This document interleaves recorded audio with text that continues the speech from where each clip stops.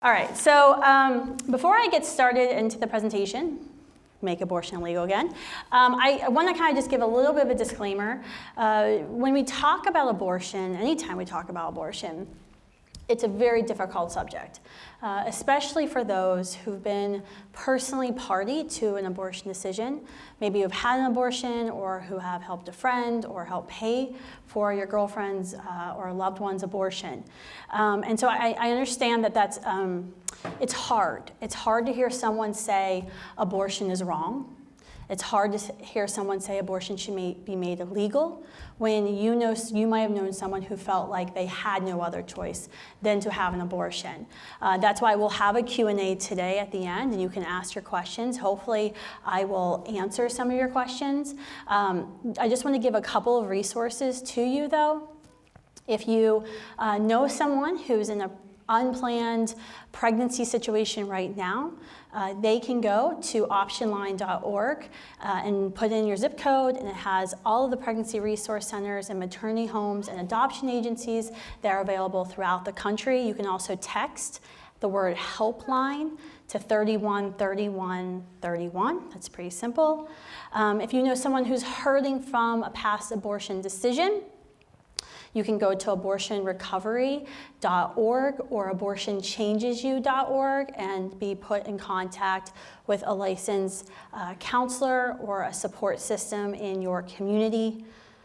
If you don't want to go to a pregnancy resource center, you don't trust us pro-lifers, you can also go to findahealthcenter.hrsa.gov, HRSA, findahealthcenter.hrsa.gov. That will link you to the 8,000 federally qualified health centers that already exist across our country that serve underserved and rural populations, and that they do actually way more than Planned Parenthood does to support pregnant and parenting women. And actually, they'll support anybody if any of you go to a federally qualified health center, and they have to by law. So there are some resources for you that you can pass on. Now, I know in the past, the pro-life movement has, I think, been a little wary of talking about making abortion illegal. And I think those who those who advocate for abortion have rightly called out the pro-life movement for not being upfront with our goals of what we seek to achieve. So tonight, you'll see in my speech title, I'm being very upfront about our goal in the pro-life movement. Our goal in the pro-life movement since January 22nd, 1973, has been to make abortion illegal and unthinkable. And we can talk about that, and I'm going to go over that a little bit in my presentation. It's actually a twofold goal because, as many people rightly will point out, making abortion illegal won't stop abortions. That's why it has to be both illegal and unthinkable. And so I do think we need to be very clear to people when we speak to people about abortion what it is we're advocating for, and to be very transparent, because I never want anyone to question our motives or our intentions. We are very clear at Students for Life, and I am very clear. I don't really mince words. I will tell you what I feel at the given moment, and maybe I shouldn't do that sometimes, but I do. And I know when we talk about making abortion illegal, it can sound scary. It can sound scary to those who've never really thought about what our country would look like without legal abortion, because all of us who were born after 1973, which is the vast majority here in this room, we've never known an America without abortion. In fact, if you were born after January 22nd, 1973, congratulations, you've survived the pregnancy gauntlet. Every single one of us could have been aborted for $400, $350. And so I know it can seem scary of like, what is it that pro-lifers are advancing? Like, what's this America that pro-lifers are envisioning? My goal for you tonight is to show you that an America without Roe v. Wade, without Doe v. Bolton, is not scary. In fact, an America with legal abortion is absolutely terrifying. Now, To tell you a little bit about myself, I just want to give you a little bit of background of where I've come from and my perspective on things. I think that helps sometimes when we're having dialogue. I live a blessed but very untraditional life. I grew up in a blue-collar union home in West Virginia. My mom was a school teacher. My dad worked at the coal power plant. On my dad's side, I was the first person to graduate with a 4-year college degree. My dad was not raised in a stable home with a father. He was raised by his single mother, who raised all 4 of her children. And they did not have a very easy life or existence. And to this day, my dad, he's not very outspoken, but every once in a while he'll open up and tell you a story or make a comment about something that happened early on in his life. And to this day, he tells stories that I have a really hard time envisioning that, because I never had to live that life. I never had to do what he had to do to survive his home life and to make sure he graduated high school. Coming from nothing, my dad was very determined throughout my childhood to give my sister and I, a different life and to be a constant source of empowerment for us. Always challenging me to work harder than everybody else, to never expect anything, his lecture to me all the time was, find a job and make lots of money, Kristan. That's what you do. And I think it worked. He made me into a very anal retentive, competitive person. And to this day, I'm extremely competitive and extremely hardworking. And I will do what needs to get done. And a lot of that's because of my dad being that constant source in my life. But today, I think I could say he did a pretty damn good job. I run a $12 million a year organization. I've got about 50 employees. I launched this organization right after I turned 21, a few months after I married my high school sweetheart. I have 4 children, 2 of whom have cystic fibrosis. My husband was a school teacher. Everyone in West Virginia is like a school teacher. He was a school teacher for several years. Actually no longer works. He's a stay-at-home dad and homeschools our 4 children. And really it's his sacrifice that lets me come and speak to you and travel and to ensure that our kids are the healthiest they can be. My career, and I struggle to call it a career because it's really a mission, and if it's a career, I'm really not doing very well at that whole making money thing. But this mission has taken me further, though, than I could have ever envisioned my life going, or where I saw my life going when I was 15, first starting to work at a pregnancy center. I've appeared on every major TV network there is, every print outlet. I've written op-eds in the Wall Street Journal, been quoted in the New York Times.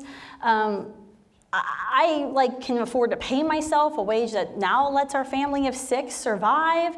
Some, who have some expensive medical needs.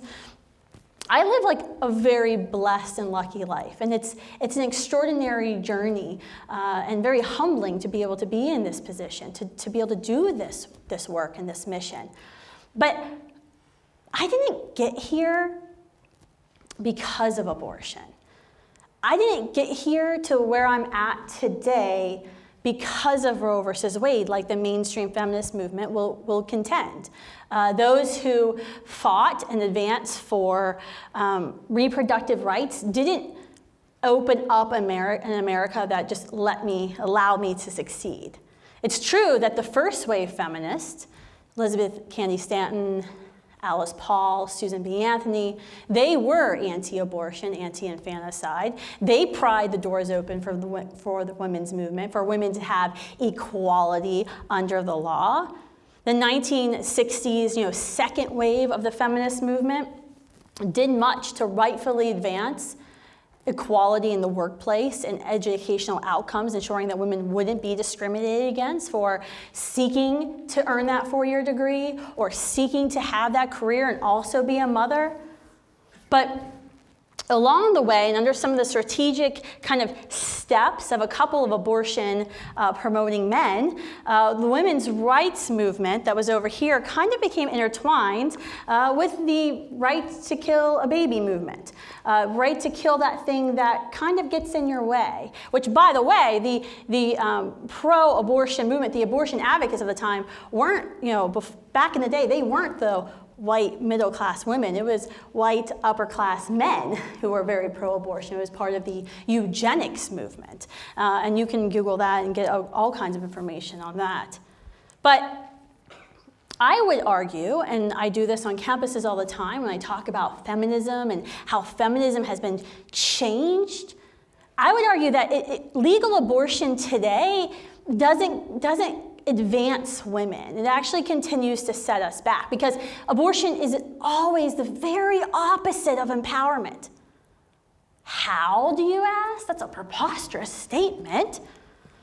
Abortion tells women, no, you can't. No, you're not strong enough.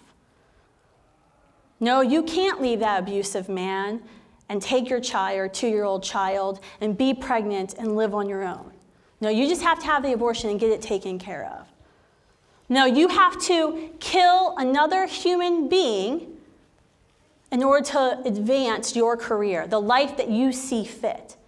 You have to repress those kind of negative gut instincts you get in your gut when you're talking about abortion. Those, I don't really like abortion feelings, those icky feelings. You have to repress that in order to serve yourself, to put yourself first. For those of us who advocate against the violence of abortion, we envision and what we fight for is a whole different type of America, a peaceful America, an America where no woman ever feels like she has to choose ever again between the life of her child, another unique, whole, living human person, and her education or her career. Where a mother is no longer pitted against her child, which is exactly what Roe versus Wade did. Roe versus Wade said there's two rights. There's the mother's liberty and there's the child's life, and we're holding her liberty higher than another person's life. It's exactly what Roe versus Wade did. So I'm going to make two very important arguments for why I think abortion should be illegal. Why Roe versus Wade and Doe versus Bolton should go. Just a little bit of education. Roe versus Wade and Doe versus Bolton are the two Supreme Court decisions. It's not just Roe versus Wade. There were two Supreme Court decisions on January 22nd, 1973, which legalized abortion in all 9 months of pregnancy. Roe legalized abortion in the first trimester. Doe, its companion case, legalized abortion throughout pregnancy using a definition of mother's health, meaning emotional health. So any woman can say, I'm under emotional distress, this is impacting my health, therefore abortion is legal in all 9 months. A lot of people don't actually believe me when I say that, but that's true. And that's right there in the decisions. The first reason why Roe and Doe must be reversed, why abortion must be made illegal, is very simple, and this is like the, crux of the argument, is because abortion enables an act of violence upon an innocent human being. I believe, and the pro-life movement believes, abortion is actually the greatest human rights violation of our time. In fact, it's the #1 act of violence that's committed in America and the world today. And regardless of whether or not you choose to believe the science of that the preborn child is a human being, regardless if you want to believe that that child has rights, you can't deny that what happens in abortion is not violence. Because every single abortion that's committed today in America stops a beating heart. In fact, an abortionist is not successful in their job if the heart continues to beat. The heart has to stop beating. Every single abortion stops a beating heart. And I'm going to show you tonight, I don't have graphic pictures or images, but I'm going to show you, I have some tools. I'm going to show you how some of the common abortion procedures are committed. First, we have to define what is inside of her. Sometimes people say it's not a human, it's just a fetus. Oh, sure, you can call it a fetus, I don't care. But what kind of a fetus is it? Is it a human fetus? As much as I love koala bears, can I make a koala bear with my husband? No. Law of biogenesis says like begets like, right? Humans can only reproduce other humans. So regardless of whether or not you want to give that human rights and think that human deserves rights, it's a human inside of her. We also know that human is living. Sometimes people try to say it's not alive. Well, that's just silly. You all have seen an ultrasound. You can see a baby kicking, sucking his thumb in his mother's womb. Dead things don't do that. Dead things also can't grow in a coordinated fashion. We know it's life. Biology textbooks say that life is specifically distinguished by the capacity to grow, metabolize, respond to stimuli, adapt, and reproduce. Yep, that's what happens in the womb. That's life.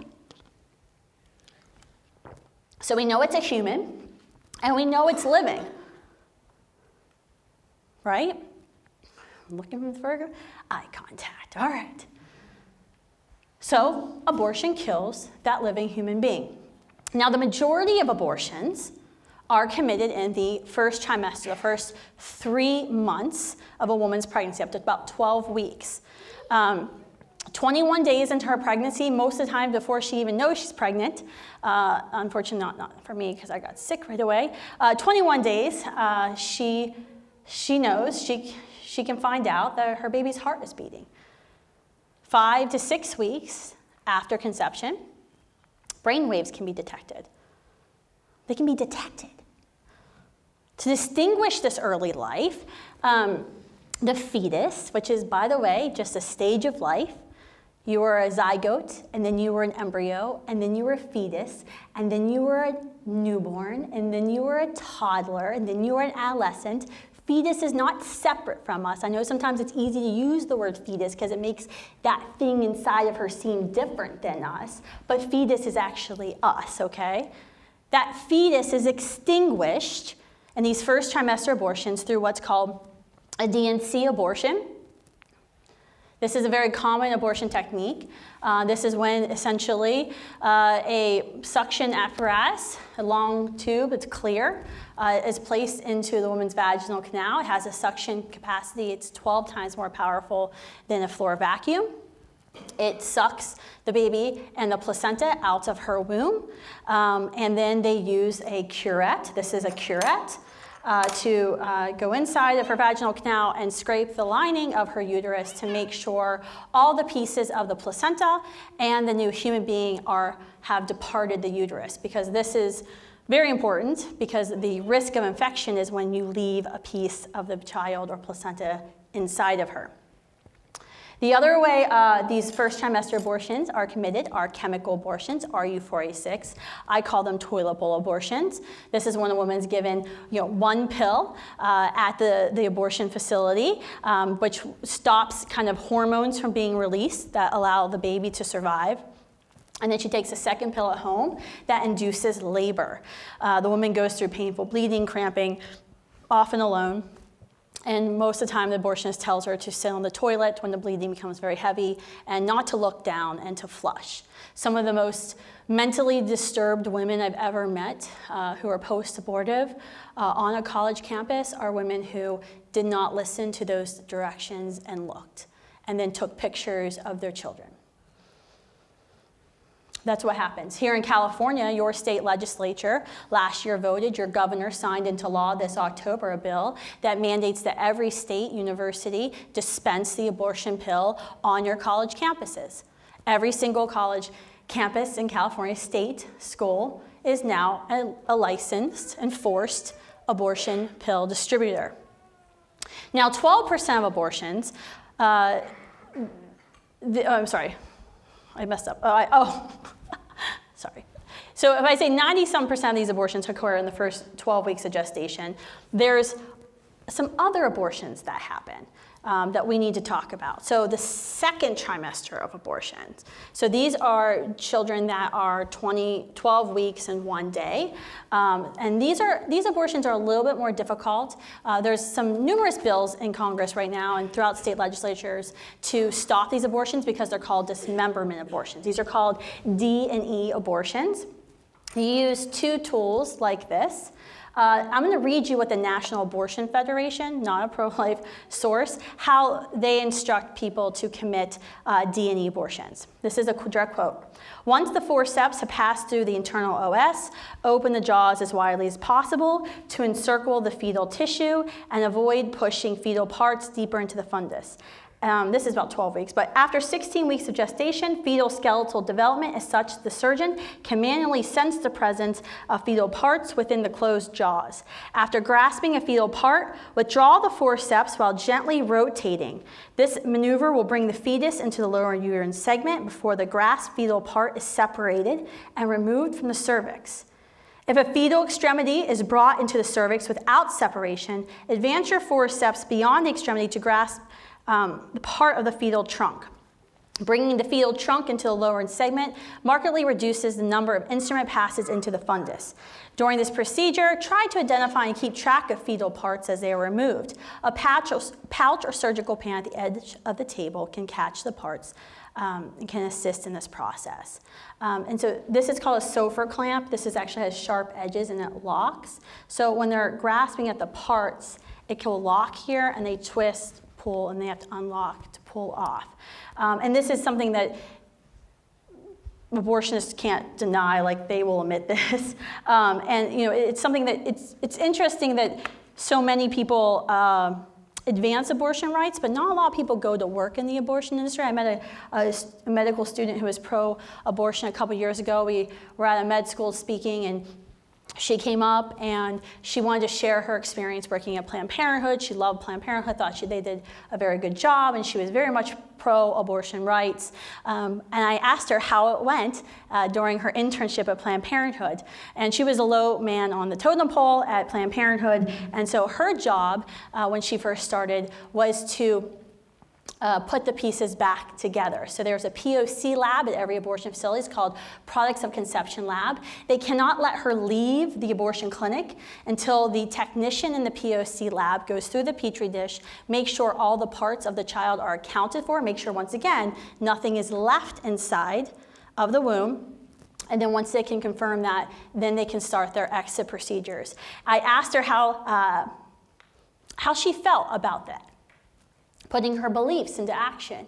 And it was an interesting conversation because she said, I'm still very much for abortion, but I had a visceral reaction to having to put together the pieces. The head really bothered me.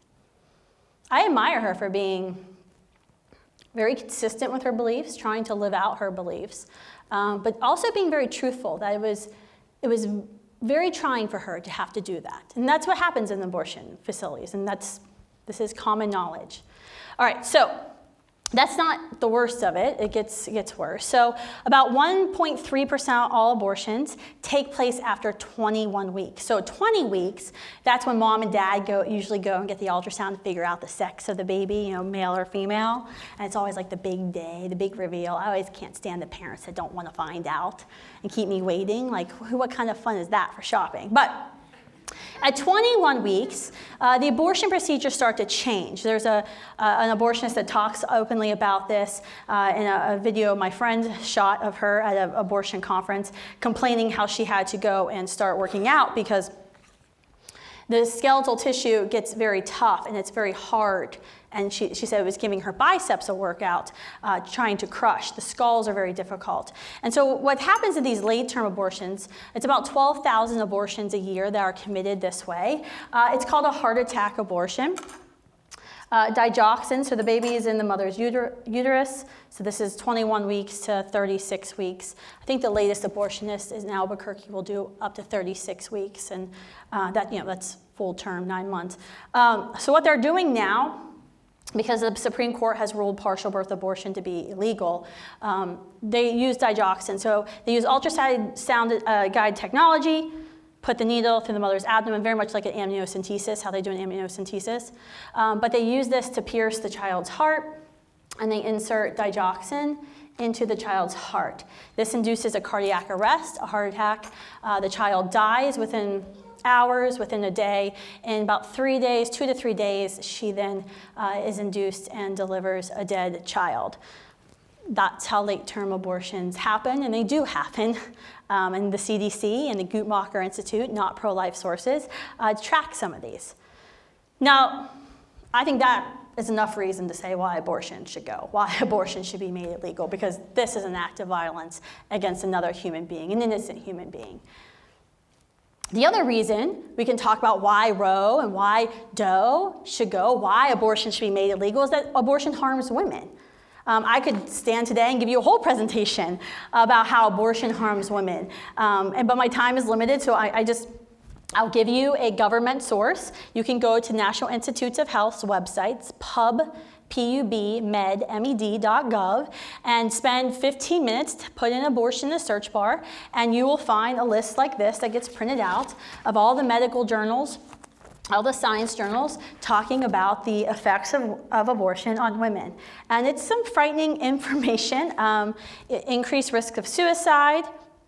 Researchers in Finland, one of the most notable studies was a Finnish study where the researchers found that the suicide link was 3 times higher. So the average suicide attempt rate in Finland was 11.3 per 100,000 women. Following an abortion, it was 34.7. On my search I did, I found 20 studies that linked abortion to increased risk of drug and alcohol abuse. A notable study, not from a pro-life source, was the British Journal of Psychiatry found, they did a 15-year kind of dig into published research. It was a meta-analysis of women who had undergone abortions. Their findings found a 81% increased risk of mental health problems.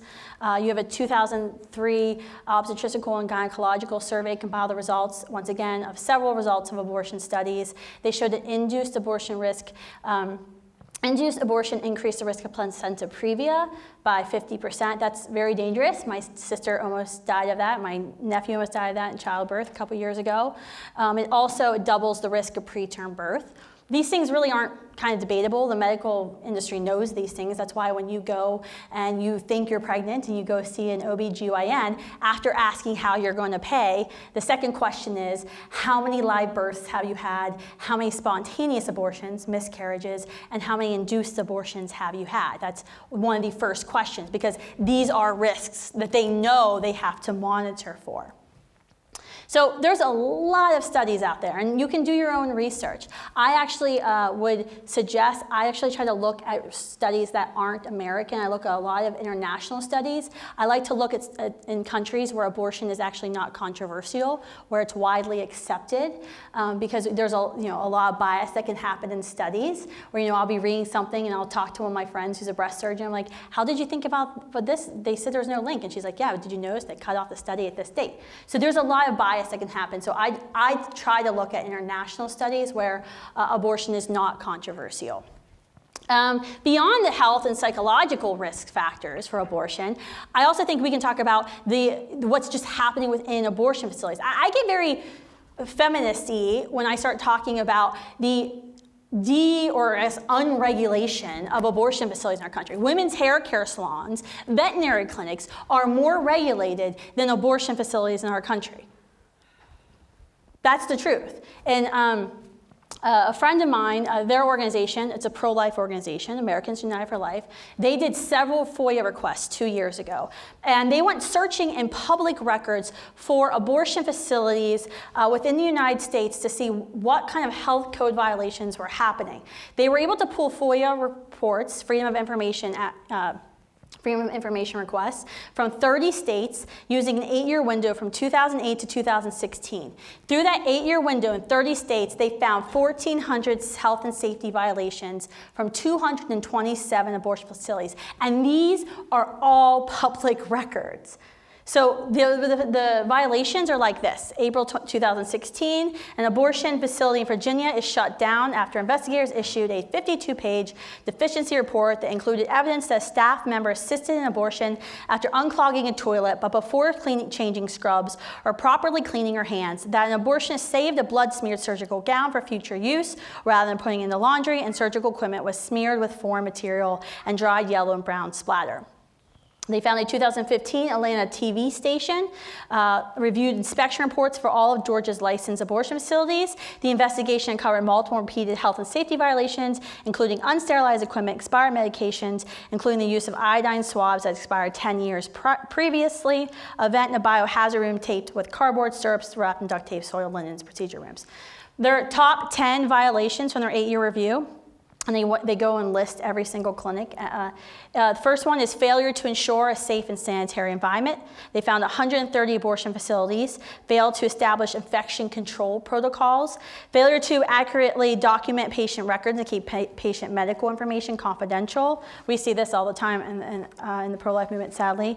Failure to ensure staff are properly trained for duties. Unlicensed, unqualified, untrained staff providing patient care, expired medications, failure to adopt, follow, periodically review health and safety protocols, failure to properly handle medications, failure to comply with physical plan standards, failure to monitor patient vital signs. And this happens all the time. If any of you all heard Kermit Gosnell in his abortion facility in Philadelphia, this was an abortion facility that hadn't been inspected for years. In fact, Planned Parenthood had gone into Harrisburg, the state capital, and 10 years before the DA raided his abortion facility in Philly, argued against common sense abortion safety standards, saying that these were just a ruse and that any standards of safety or inspections that were mandated were really just about stopping access. It was a trap law. Well, when the DA raided Kermit Gosnell's abortion facility, because it wasn't because of dirty abortions or botched abortions, it was because they found out there was an illegal narcotics ring going on. They found separate waiting rooms. This is a 226-page district attorney report, not a pro-life guy, by the way. They found separate waiting rooms for white and black women. They found cat and urine feces scattered throughout the clinic. The 16-year-old who was administering anesthesia tried to figure out a way not to kill her patients. So she had a chart with colors that she had smiley faces to know how much anesthesia she could administer to the women seeking abortions. Kaya Marnar, the woman who had died just recently, right before the DA's and the police raided the clinic, she died because the hallways weren't big enough for the gurney to get through, and they couldn't get the gurney up the elevator to her. They found numerous humans, fetuses, whatever you want to call them, in milk jugs in the employee refrigerator. They found severed baby feet in jars, where Kermit Gosnell on the stand actually testified that those baby feet were important because he wanted to make sure he could identify his victims/patients. One abortion facility worker who ended up going to jail for their role in some infanticide, so birthing babies and then killing them or letting them die after, actually testified that Kermit Gosnell joked at one point, "This baby's so big he can walk me to the bus stop," and then cut his spinal column with scissors. This raid didn't happen like 30 years ago. It happened like 3 in the United States of America, in Philadelphia. This is the abortion industry. His clinic hadn't been inspected for more than 20 years. When they brought in other abortionists from Philadelphia, other pediatricians, onto the witness stand and asked them, "Did you know this was going on? Did you know all this was going on in Kermit Gosnell's clinic?" They said, "Well, yeah, we stopped referring our patients to him for abortions because they kept coming back with VD. Because they were using unsterilized equipment." Everybody knew that Kermit Gosnell was doing this, but no one stopped him. That's the reality of abortion, where access trumped everything else. Now, when Roe and Doe are reversed, when the decision of abortion comes back to the states, what will that mean? Will it mean that my objective of making abortion illegal is done? No, I wish. No. what will happen is every single state in the United States will get to decide their own abortion laws, just like how it was before January 22nd, 1973. So in California probably, unless there's a major shift, will vote to keep abortion legal. Illinois, New York, there'll be these safe haven abortion states. Many states, there'll be about 15 states that move to instantly make abortion illegal. You'll have states decide what happens. And then our job in the pro-life movement will be continue to work in the states where abortion is illegal to make sure every woman has the resources and support she needs to know it's also unthinkable, but then also to work state by state within states like California to make it also illegal here. That's exactly what our plan is. This is like my secret plan. I'm unveiling the secret plan to you. I believe the majority of states, abortion will remain legal for many years until we work state by state to make abortion illegal.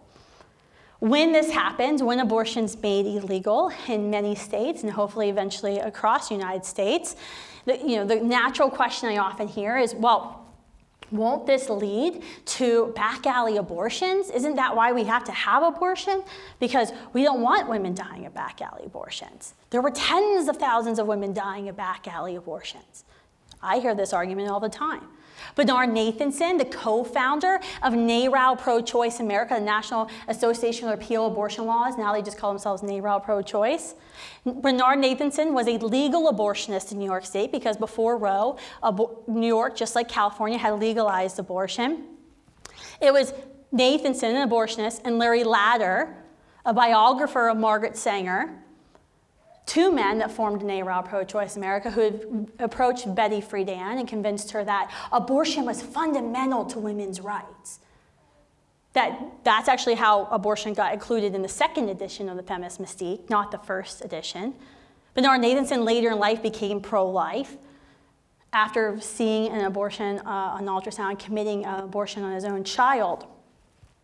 He admitted openly to fabricating the numbers of women who were dying from illegal abortion, saying that they had to have a public rally cry to make people who were kind of generally uneasy with the notion of abortion feel like, well, I don't like it, but I don't want women dying of back alley abortions. And he admitted openly to falsifying this number. But you don't have to believe me. Christopher Tietz, a researcher that was awarded Planned Parenthood's highest honor in 1973, his work was actually recently cited in the Washington Post fact checker article about this very question, because then the current president, Leanna Wen, had Planned Parenthood actually went on national TV and said tens of thousands of women died before Roe versus Wade in America without legal abortion. The Washington Post, not a pro-life source, actually fact-checked and gave her 4 Pinocchios for that. They found a 1948 paper when Tietz wrote that the number of deaths from abortion was rapidly declining because of what? What happened in the 40s? Penicillin. By 1959, Mary Calderon, the medical director of Planned Parenthood, wrote, "Abortion is no longer a dangerous procedure. In 1957, there were only 206 deaths in the whole country attributed to abortions of any kind." She went on to talk about this decline in the dangerousness of abortion was twofold because of penicillin and other drugs to fight infection, when the parts of the baby, the placenta, are left in the mother. And she said that at that time, she was estimating, 1959, that 90% of illegal abortions were being committed by trained physicians in good standing in their community. They just couldn't advertise that they were committing abortions. 1969, Chris Tietz wrote again, quote, "Some 30 years ago, it was judged that such deaths might number 5,000 to 10,000 per year. But this rate, even if it was approximately correct at the time, cannot be anywhere near the true rate now. The total number of deaths from all causes among women of reproductive age in the U.S. is not more than 50,000 per year. The National Center for Health Statistics listed 235 deaths from abortion in 1965. Total mortality from illegal abortions was undoubtedly larger than that figure, but in all likelihood, it was under 1,000. And when Roe is reversed, when abortion is made illegal in several states across the country, will women suddenly lose their CEO positions? Will our college degrees be stripped from us? Will we have no choice to remain barefoot and pregnant in the kitchen? No. Although I do love to be barefoot and pregnant in my kitchen. I'm trying to convince my husband to let me have number 5, but he somehow, being home all day with all 4 of them, has convinced him that maybe that's not a great idea. But that's never what the pro-life movement has ever advocated. Most of us are women. That's certainly not what we're advocating. Now, as I mentioned at the beginning, the goal to make abortion illegal isn't just that. It's also that second part, to make abortion unthinkable. And this is actually my fun part of today. I had to give you all that background, because this is actually where we can actually have a really cool discussion and Q&A, even for folks who disagree with me, who don't like me, and regret ever sitting down. Because surely, if you're pro-choice, you should be for a lot of these things, because this is about ensuring she never feels like she has to choose abortion. That she never thinks that her only option is that drastic notion of paying someone to end the heartbeat of another human being in order for her to achieve her life goals. That's the opposite of feminism. It's the opposite of empowerment. No woman should ever have to feel that way.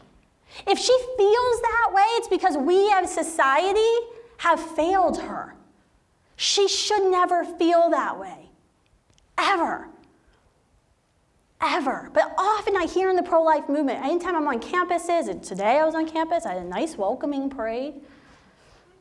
Often it's like, you don't care about people, you don't care about a baby after they're born, you don't care about women, you have a fetus fetish. We do care about women. That's actually what we do. Because as a pro-life movement, we realized a long time ago, you just can't make it illegal. We also have to make it unthinkable. And guess what? No one else is doing it, so we have to do it. That's why the pro-life movement has established 2,600 free pregnancy resource centers that don't take any federal funding. If you walk into a pregnancy center and you tell them you're in crisis and you don't want to have an abortion, those women will literally do anything you need them to do. They will find you a job. They will find you a house. They will help you get your GED. They will help you sign up for WIC. They will help you sign up for Medicaid. Anything you need them to do, they will be there with you. We're the ones who started the maternity homes and the transition homes.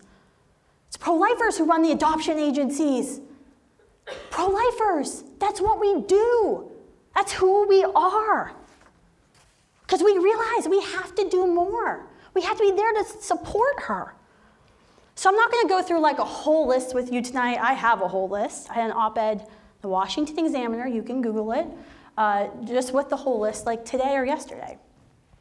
But I do want to go through a couple ideas, and then we're going to get to Q&A. So a couple ideas of how we can not only, when do we make abortion illegal? How can we make it unthinkable? I think the first thing we need to do is we need to be thinking about innovating locally and marketing locally. A lot of pro-lifers believe in that, a Catholic Church, big word, it's subsidiarity. When I converted to Catholicism, I had to look that up. I was like, I don't know what that word is. But I was like, oh yeah, it makes sense. Aid and assistance should occur at the level closest to those in need. That makes sense, right? None of us are really ever for a one-size-fits-all approach. It never works out. The federal government says, this is what we're going to give you, you have to wear it. Just think of mean like a one-size-fits-all dress. It doesn't ever look good. It's never going to happen. That's why the local food pantry run by the church differs from the federal food assistance. Both have value, but a lot of times if you walk into a local church or a pregnancy center or a women's clinic, you walk in somewhere, you say you have a need, and you're in that community, they're going to help you meet that need. It's not going to be going down to the Medicaid office or DMV or anywhere else. I said earlier, we have federally qualified health centers that we already fund. They're already in our communities. There's 8,000 of them. If every single Planned Parenthood would shut down tomorrow, every FQHC would only have to see 2 more patients a week, because FQHCs already treat 21 million men, women, children, and they provide way more resources than Planned Parenthood does. And if you need a resource, you need a service, a medical service, they don't provide, they are legally obligated to make sure you get there. Our pregnancy care centers crisis pregnancy centers outnumber Planned Parenthoods, outnumber the abortion facilities 3-1. Take 0 federal tax dollars. These are centers that provide mentoring, crisis counseling, pregnancy tests, STD testing, ultrasounds, in-house pregnancy treatment, or they'll direct you to a doctor who will provide OBGYN care, and it'll do it for free. Referrals to any government resource, local resource, maternity classes, parenting classes. To be honest with you, to be very critical of the pro-life movement, which I don't usually have a problem doing, I actually think our biggest problem in the pro-life movement isn't a lack of resources when abortion's made illegal. Because I kind of think about this at night, like it kind of keeps me up at night. Because this is like, holy cow, when this happens, I have a lot of work to do to make sure every woman knows she has support. I actually think our biggest challenge in the pro-life movement is we're really bad marketers. She doesn't know where the resources are. I speak to students all the time. I speak to pro-lifers, and I say, where is your local pregnancy resource center? Where is your local maternity home? Where is a local transition house? And people are like, I don't know. Because there's like 2,600 of them, and they're all different names. And they all have different phone numbers. That's why I gave you that optionline.org today. It's like one place. But even that's not marketed. We suck at marketing in the pro-life movement. And we have to do a better job because she has to know we're there for her. Other things we can do. Promoting families and responsible decision making. This is like super simple and like cheap. If you're a conservative, political conservative, you don't want to spend any money, this is for you. You're a libertarian, this is for you. It's very simple.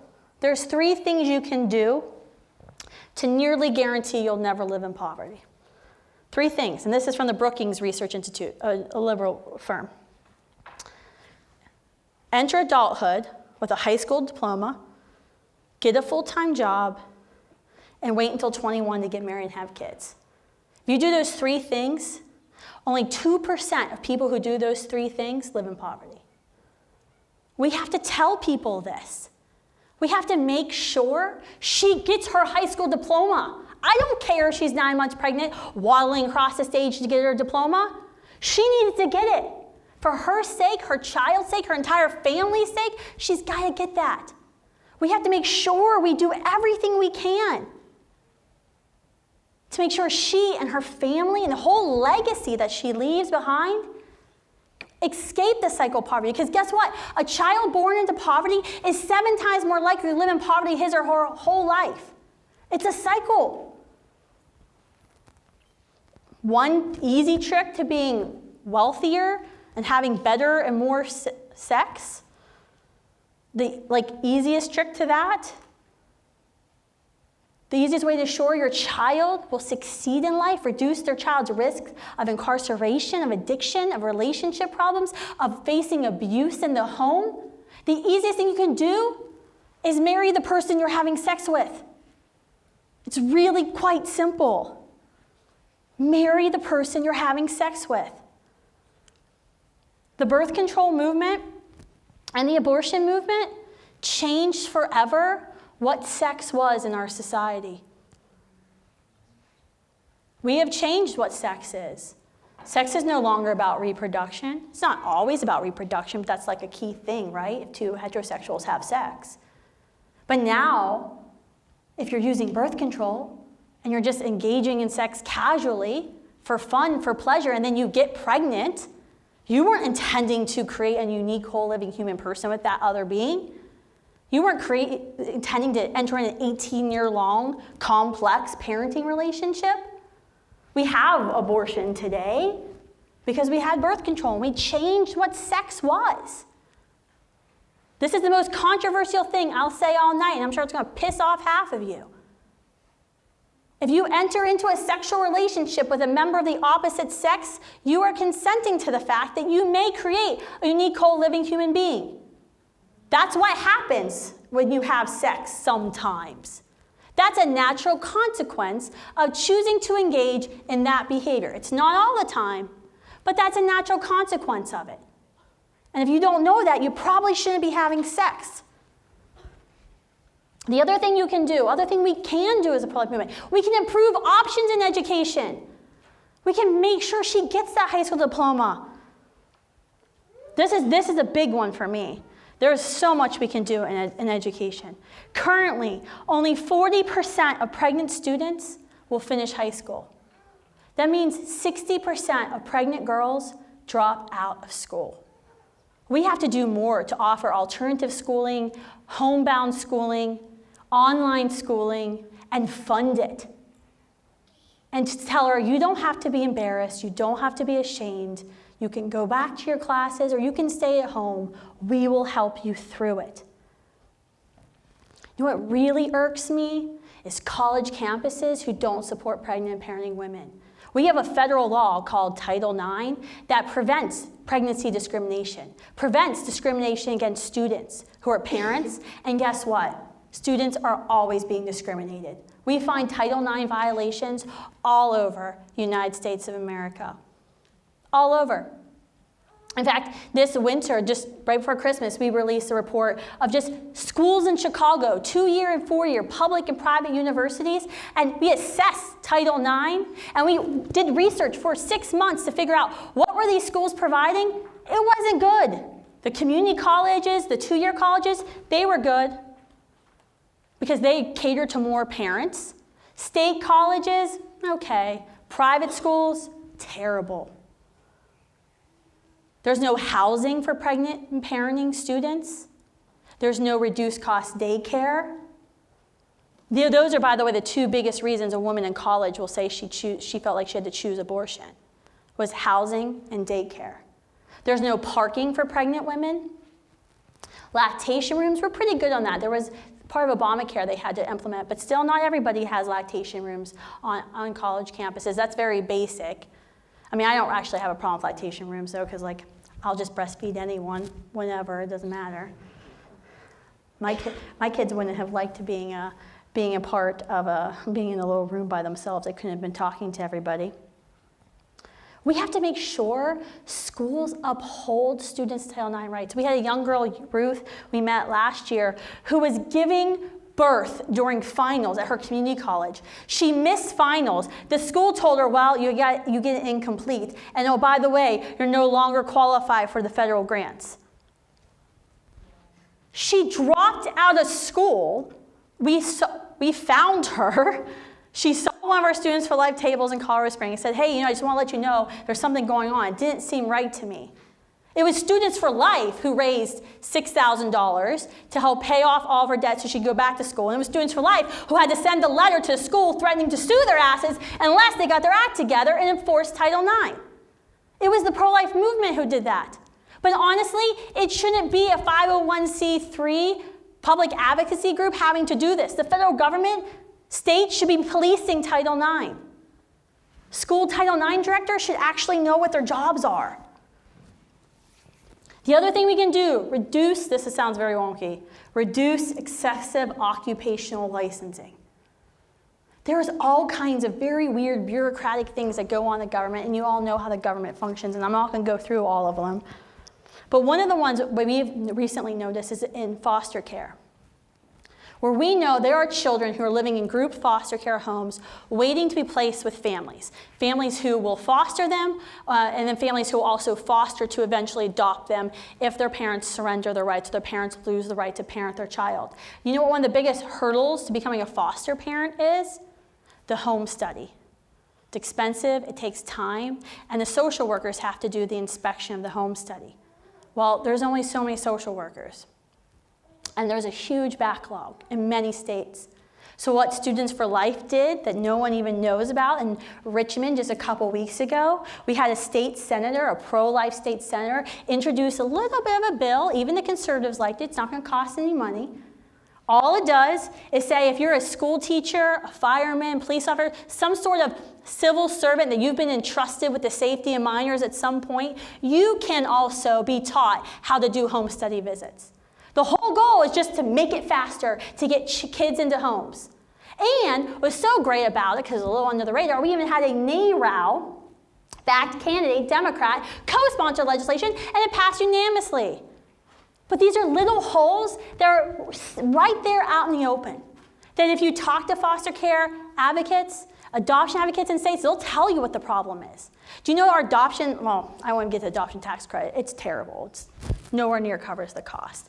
The average adoption is like $40,000, and I think the tax credit's like 5 to 20, depending on the state. We have some serious problems. Disturbing trend in DC has been recently, the DC City Council ruled that in order to teach and instruct and work at a daycare facility, for kids before school, you had to have a 4-year degree, which made all the costs of daycare in the city rise because they had to hire people with 4-year degrees. What a stupid thing. You don't have to have a 4-year degree to watch children. I think you need to have a degree, and you need to be a trustworthy person. You need to know CPR. You need to know a lot of things, especially if you're watching my kids. But you don't need to have a 4-year degree in philosophy to do that. The other thing we can do is help women in the workplace succeed. We need to give businesses better incentives, who give generous paid family leave policies, who allow their employees to bring their babies to work. Every mom in Students for Life gets to bring their baby to work to at least 6 months, and then after, it depends how crawly the baby is and what you've got to do. I've had some interesting situations with kids crawling on places and tables. We need to give incentives to companies that say, you know what? You can leave work early, you just start early. Who have on-site daycare for their employees. Employers and employees have to be educated on the Non-Discrimination Act, the Pregnancy Non-Discrimination Act, which is already law, but no one knows. No one knows it's there. We have to make sure we have a national paid family leave policy. Students for Life was the first pro-life organization, I think the only conservative organization so far, to actually have a national lobby day on paid family leave. There's a conservative plan to do it, and there's a liberal plan to do it. Our message was like, I don't care how you do it, just get it done. We need a paid family leave policy. These are things we need to do. We got to get creative. The last part I'll get into is kind of getting creative with our healthcare challenges. We need better promotion of safe haven laws. Do you know it's legal if a woman gives birth and decides within 72 hours she doesn't want to parent a child, she can hand that child over to the hospital, to a police station, to a fire station? No repercussions, no questions asked. Most women don't even know that's an option. They have no clue. We need to talk about that. We need to make sure we're not driving up the cost of healthcare. We have a healthcare crisis in the fact that we can't get enough doctors into our hospitals, into our clinics. But yeah, we have a huge problem when it comes to doctors who immigrate from other countries. 44% of medical workers who immigrate from other countries don't actually ever end up practicing medicine here in the United States. That's a huge problem. Anyone remember Vikram from The Office? Did anyone watch The Office? I go to sleep on it. Do you remember Vikram, the telemarketer guy who was like kicking everyone's butt at the telemarketing agency? And he was like a surgeon in India? It's like, why is Vikram working in a telemarketing agency? Why is he working in the hospital? We have to do more. We have to do more to address the healthcare challenges we have in our country. Because we have challenges, and our system isn't perfect, but friends, it's a whole hell of a lot better than most countries. We are actually very lucky to live in the United States of America. Very lucky. Just this weekend, there was a study that came out from a British American group that's advancing socialized medicine, and they actually put QALYs to everybody who had cystic fibrosis. So these QALYs are mathematical calculations to determine the cost of someone's life and the worth of someone's life. A drug, a miracle drug that was developed and approved in America because of our healthcare system that we believe could add 10 to 20 years of life to my children with CF. I have gone from the moment my children were born thinking that I was going to outlive them. This drug is approved by the FDA in February. We're told that it can extend Gunnar and Gracie's life by 10 to 20 years. A monumental shift. It's a miracle drug. It treats an actual genetic defect. It's about $350,000 a year. This agency came out and said, yeah, even if it was a total cure, it's still not worth the cost for the patients. That's not the healthcare system I want. Certainly the one that terrifies me as a mom of 2 kids with CF. Friends, I didn't go through like all of my list. I have a huge list here of ideas and things we can implement, but my point is that we can work together to do that. We are going to make abortion illegal. This is happening. This is going to happen, but we have to work together to make it unthinkable. And I wanted to show you that pro-lifers, we're actually already thinking about this. We're planning for it, but we want to work with other people to do this. We want to do this.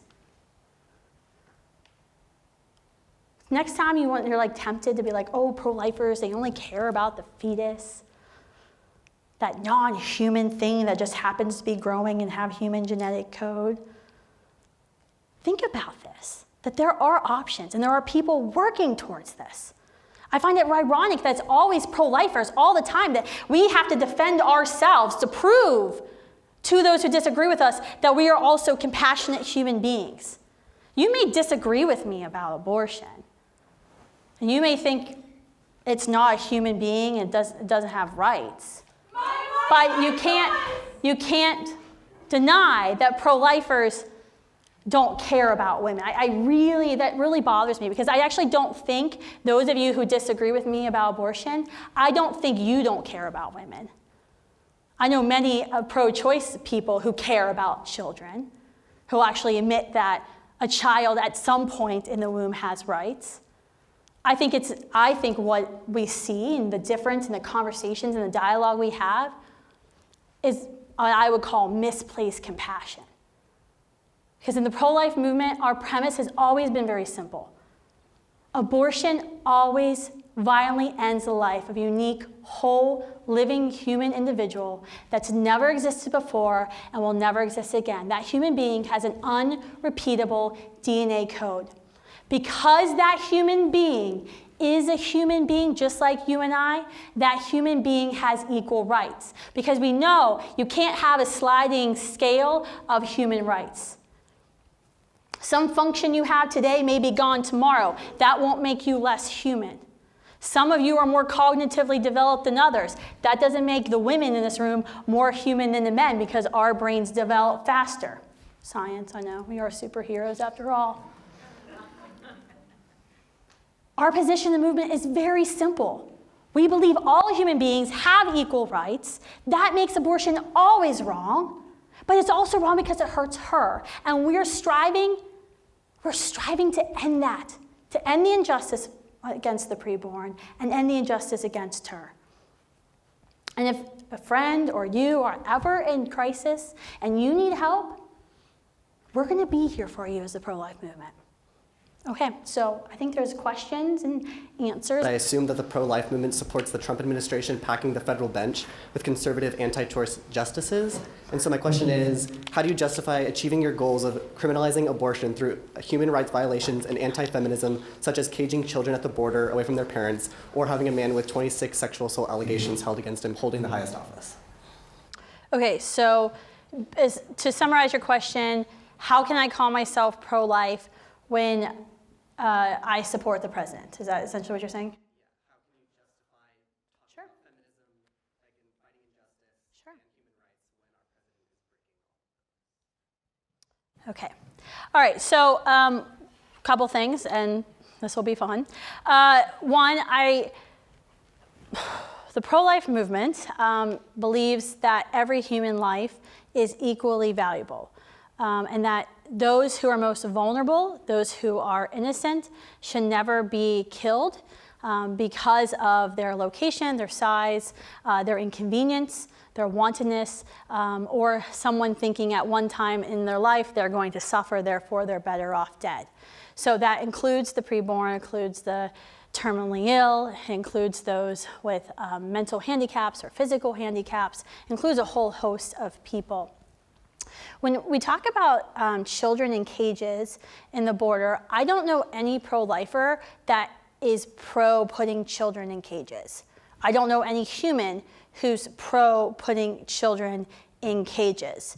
Now, I do think, one, I find it very ironic that so many people have gotten so just suddenly started to care about this when President Trump was president, when all the pictures that we see of children in cages, that were actually taken at the border when President Obama was president. But I never heard that argument. So I'll keep going. That's true. I'm like, No, yeah. You're assuming that I supported Obama as well. No, I'm just saying. I find it ironic when it's always like, oh, you evil Trump supporters. Now, I will say this as a pro-life movement as well. The pro-life movement is incredibly diverse. Not everyone on my whole staff voted for President Trump. Most of them aren't even registered Republicans. I'm the stodgy old conservative in the room. Most of our Students for Life leaders would not classify themselves as conservative. However, as a pro-life movement, what we do is what we challenge students to do, and what we challenge pro-lifers to do is always to vote pro-life first, because we recognize that nothing kills more human beings every year in America than abortion. And that has to be our priority in the voting box. Does that mean I agree with President Trump on everything he tweets, everything he's ever done, or all of his policies? Absolutely not. It does not mean that. And it doesn't mean when a pro-lifer says they're going to vote for President Trump or vote for another politician that they condone everything they've ever done and they've ever said. What we are saying is it's a very pragmatic decision.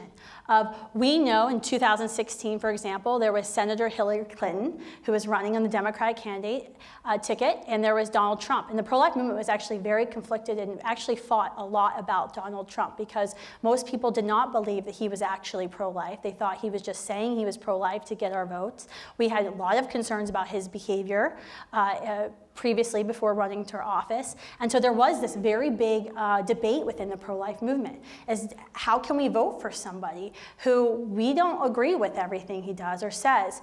And the argument really came down to, well, we know what Hillary Clinton promised to do. She promised to codify Roe versus Wade into law, make abortion legal in all 9 months, and actually she advocated for the repeal of the Hyde Amendment to use taxpayer funds for abortion. We knew that. She promised to appoint only pro-abortion judges to the Supreme Court.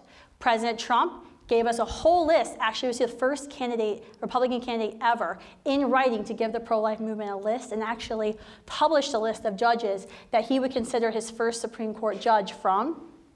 And so I wrestled with this because I didn't vote for him in the primary, but I started looking at who he appointed. Right, Congressman Mike Pence, Governor Mike Pence, now Vice President Mike Pence, Kellyanne Conway, who was a good friend, his campaign manager. And so then he made these promises, and the calculation I made was, well, I know what I'm going to get if I vote for Hillary Clinton. I know what I'm going to get if I don't vote at all, because that's no vote's going to count towards her. So therefore, I will vote pro-life first. I will vote for Donald Trump. And even if Donald Trump doesn't do anything pro-life, it will probably be better than what Hillary Clinton has agreed to do. That is kind of my logic. That's how I explained it to students across the country. And not all students, pro-life students, actually agreed with me on this.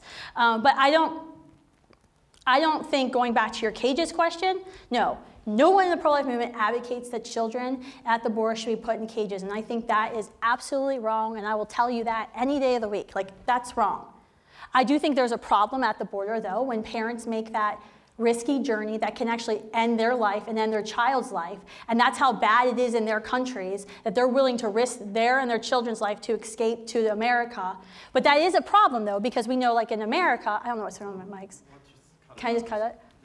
In America, when parents get into a fight or something bad that happens in the home, police are called and they take away the parents in handcuffs and put them in jail, right? What do we do with the children there? Well, the neighbor takes a child, the family member will come. If there is no one, the child goes into foster care. You can't do that at the border. There's no support system. So I understand, they're like, what do we do with these children? Because we're arresting the parents for violating our law, but they're not arresting the children. But how do we handle these influx of children? So do I agree that they should be put in cages? Absolutely not. But I do think... Okay with it happening to make abortion illegal? That's my question. You are willing to let that happen for your goal to make abortion illegal? No, I don't even think anyone in the Trump administration is like, yay, put children in cages. Right, but that's what's happening. So he's doing this. I can pretty much guarantee you that is not happening. I have good friends who actually hate Donald Trump who've gone to these immigration centers at the border to deliver diapers, tampons, maxi pads, and I saw pictures and they're not in cages. But still support a man that is allowing this. be due to his appointment of these judges? So you're arguing that To get these judges, he has to go through these means, and you're okay with these means to get the judges? well, I don't think there's any judges that are like, yay, put kids in cages. No, for abortion. So like, you're okay with appointing pro-life judges at the expense of kids in cages and having a person with 26 plus sexual assault allegations in the White House? You have to have these two to get the judges. Are you okay? No, you don't actually have to get these two because there's not kids in cages. But you just said that there were. No, I said they're not. Now, did that mean they never were? No, but they're not in cages now, certainly not now with the whole world paying attention to what happens to these detention centers. Kids are not in cages. Okay. Is there not a sexual assaulter in the White House? I do not know what happened. I wasn't there. No, I know. I'm just saying. Tell you what happened. There have been claims that have been made against the president. I don't know if those claims are true or not because there have already been claims that have already been made, then they took them back. There's all that kind of stuff. I don't know that. Okay. Okay. Thank you. Hi, so I first wanted to thank you for coming. I think you sort of touched on this when you were talking about how we want to make abortion unthinkable. You were talking about how we need to shift the view of sex from something that's just for instant gratification to something where we actually see the natural purpose of sex. How do you think we change the culture around sex in this current day of age where all we think about is how it makes us feel good? Yeah, that I'm entitled to my happiness of sexual pleasure no matter what, right? Yeah, I mean, we hear this all the time. There's a willingness to deny science in order to do what you want to do with your body, right? That's what I hear all the time from students, and that a lot of students, young people and people across the country feel that you have a fundamental right to sex and that nothing can intercept that right to sex. I think we're actually already kind of seeing a shift. So actually the majority of kids in high school actually aren't having sex. The thought is that everyone's having sex, but about 70%, according to the Center for Disease Control, aren't having sex because this is the fact that we're actually living in midst of an STD epidemic. Despite the fact that condoms are free, legally available, distributed everywhere, bags of them are passed out on campuses, STDs continue to rise in our country, right? So I think there's a lot of people who are just like, no, not, you're not worth that risk. And so I actually think we are seeing a shift in that. We know that the teen sex rate has actually declined. So I do think we're starting to see that shift because the consequences are very real. Yeah, so I do think we're starting to see that shift. I mean, the other thing we can do is just be very open and honest with our children about, hey, you know, these are like statistics here, and let me show you this. You want to have more sex? You want to have better sex? Actually, there's a really great U.S. News and World Report saying of all peoples in America, devout Catholics have the most pleasurable and the most sex, which they acted like it was a big shock because apparently Catholics are supposed to be big prudes. But I'm like, have you ever seen like our 15-passenger vans and minivans? Like, Catholics don't have a problem having sex in America. Like, they have lots and lots of sex. But I found it funny because it was like on the Huffington Post, it was like all these articles like, oh my gosh, those who attend church the most have like the most quote unquote satisfying sex life. I get tickled when I see that. So yeah, no, I do think we're seeing a shift. I actually would like to see, to be honest with you, a shift in male responsibility. One of the pieces of legislation that I would like to write for our post-Roe America plan after this foster care legislation sweeps the nation, hopefully, is forcing men to pay child support at the moment of conception. Because she has an unfair burden, right, when they have sex. She's the one who will become pregnant. She's the one who has to sacrifice her body for someone else for 9 months. And he can largely walk away scot-free. And I think he should be paying her since the moment of conception for that. So. Thank you. Thank you for the time tonight. My question is, you were described as a Christian woman. How has your faith helped orient you, faith specifically in our Lord Jesus Christ, helped orient you around right and wrong with regards to this issue? That's a good question, because often I hear like an argument like, you're religious, therefore you're pro-life, and like it has to go. And that actually doesn't have to be the way that it goes. We've actually, at Students for Life, have employed atheists, agnostics to work for us. We have many students who are involved in the pro-life movement, young people who are openly questioning their faith and wondering about their faith and kind of seeking. So I actually don't think you have to be Christian and be pro-life. I do think, though, there is a metaphysical question, and this came up today on campus, of what is the difference between the human and the pig, and the pig is more cognitively developed than the newborn. You could, sure, whatever the stat was thrown at me from some vegan, sure, I'm not going to dispute that. She probably knows what she's talking about, right?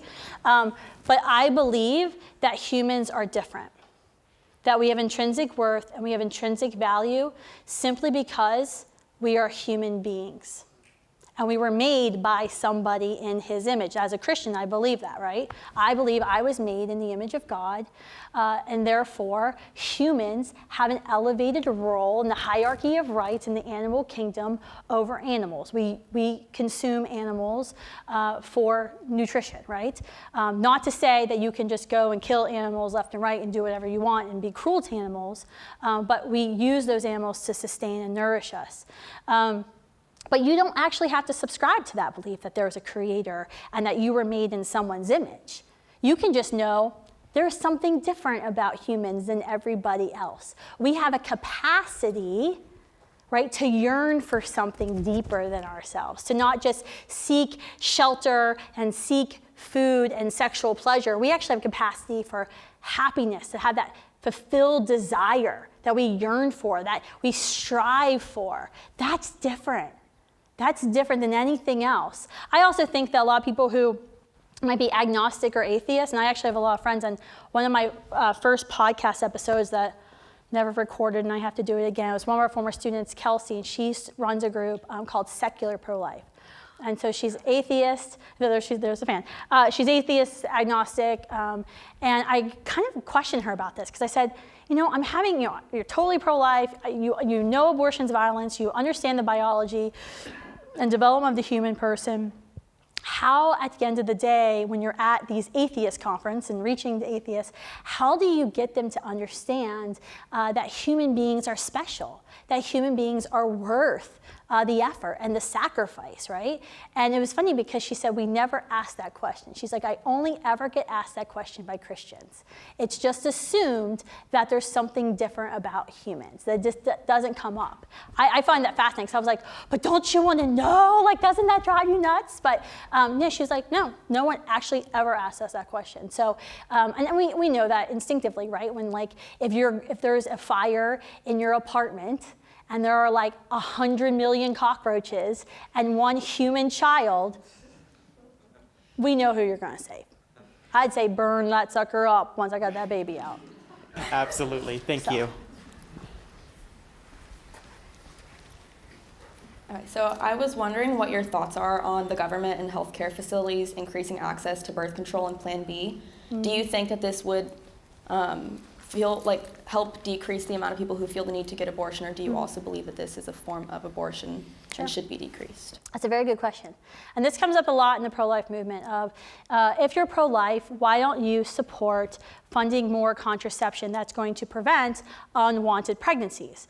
And to be honest with you, I actually thought that for a long time. Like, this would make sense. Prevent the unwanted, people are going to have sex, we're going to prevent the unwanted pregnancies, and therefore we'll reduce abortions. The fact is, though, that actually doesn't work. Studies fail to take into account, usually when you see studies about this, that there's a substantial body of research out there that says that the increase of contraception actually increases sexual activity. I know this firsthand. That happened in my family. You put a 14-year-old on birth control, and it makes it a little bit easier to say yes to that abusive boy that you're dating. So we know that increase of contraception leads to an increase of sexual activity, and that's been proven. We know that very few, there was actually an interesting study from the CDC about this. It said that the research found that very few women actually forego sex due to lack of available contraception or lack of funding for contraception. It's not like a big enough thing to stop them from choosing to have sex. We also know that contraceptions, the use of contraceptives and the distribution of contraceptives actually rose sharply in the 1970s. It started in the 60s with the Griswold v. Connecticut and the Supreme Court saying it should be legal. Contraception use skyrocketed in the 1970s. We also know, guess what also skyrocketed in the 1970s? Abortions. We also know from pro-abortion agencies, so there's an agency in the UK. The UK is the largest abortion vendor. I'm trying to remember the name and I'm blanking on it right now and I can see it. It's gonna come to me in like 5 minutes and I'm gonna say it. But the UK, they actually studied this and they found over half, it was about 60% of the women who were coming to them for abortions were actually actively using contraception.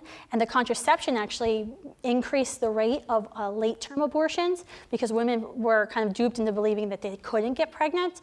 So therefore, when they didn't have their period and things started changing, they didn't really know what was going on. And so it actually increased the need, they called it, for late-term abortion. So I actually don't think that I can see how you can think that way. I just don't actually think that's where the science shows us. You asked me about, like, do I think contraceptives are abortifactive? Specifically, like Plan B. Sure.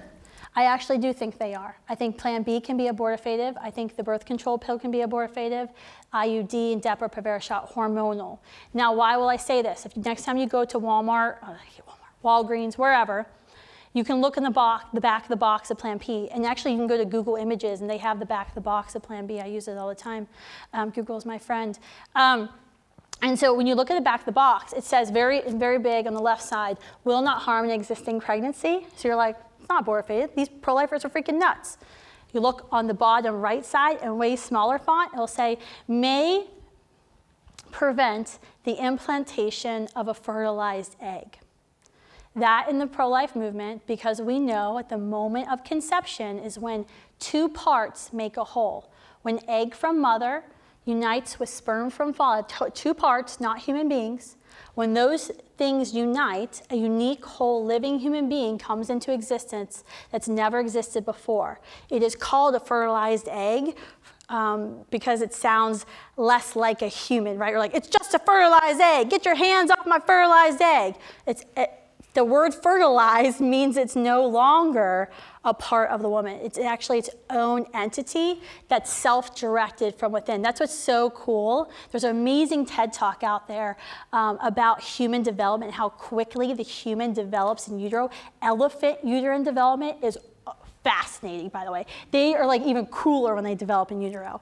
But when egg and sperm unite, that becomes a self-directed human being. And it's not the woman's body telling the baby how to develop. So that is why the pro-life movement will say Plan B can be abortifacient. Now, is it always abortifacient? No, it's not. Because what the birth control pill is supposed to do is supposed to stop you from releasing eggs, right? We know breakthrough ovulation occurs, though, because majority of women who seek abortions were actively using contraception at the time they got pregnant. The failure rate on the birth control pill is about 9% a year. So we know it happens. So does it happen all the time? No.